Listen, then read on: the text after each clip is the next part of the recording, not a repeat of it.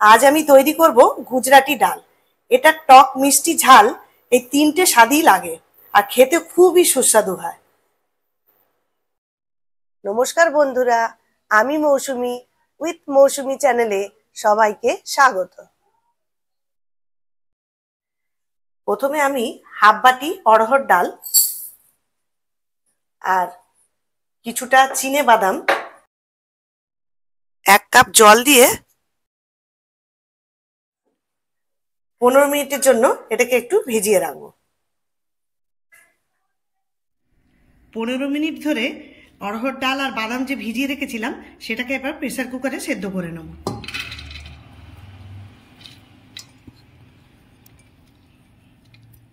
এতে সামান্য জল দিয়ে দিলাম আর 1 চামচ মতো লবণ দিয়ে দিলাম। প্রেসারের ঢাকা বন্ধ করে দিয়ে 3টি সিটি দিয়ে দেবো। কড়াই গরম হয়ে গেছে, এতে আমি 2 চামচ মতো তেল দেব, সাদা তেল। এতে আমি 1 চামচ মতো ঘি দিলাম।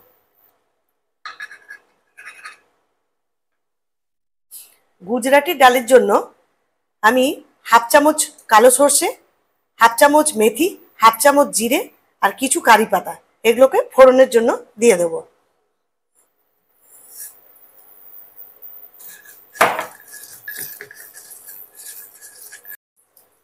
ফোড়নটা একটু ভাজা হয়ে গেছে, এরপর আমি অল্প একটু হিং দিয়ে দিলাম।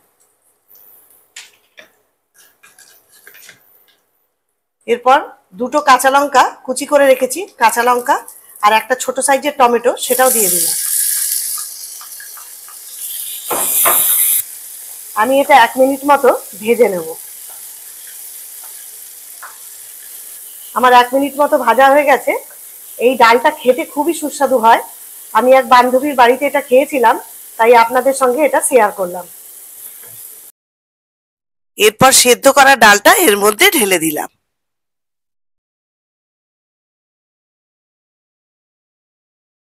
এরপর এর মধ্যে হাফ চামচ হলুদ গুঁড়ো, হাফ চামচ লঙ্কার গুঁড়ো আর 1 চামচ শুকনো কলাই আমি ভেজে রেখেছিলাম ধনে, সেটাকেও দিয়ে দিলাম।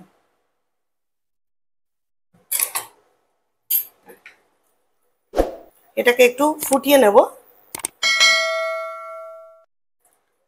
ডালটা একটু ঘন আছে, তাই আমি অল্প একটু গরম জল দিয়ে দিলাম।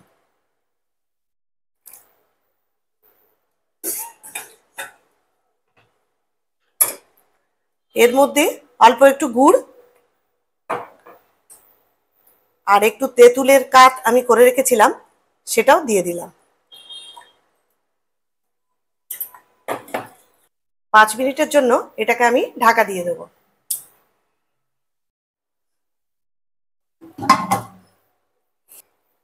এই ডালটা আমি প্রেসার কুকারে যখন দিয়েছিলাম তখন অল্প লবণ দিয়েছিলাম। লবণ একটু কম হওয়াতে আমি আবার হাফ চামচ মতো লবণ দিয়ে দিলাম। গুজরাটি ডালটা আমার সম্পূর্ণ তৈরি হয়ে গেছে। এরপর এটা আমি অন্য পাত্রে ঢেলে নেব।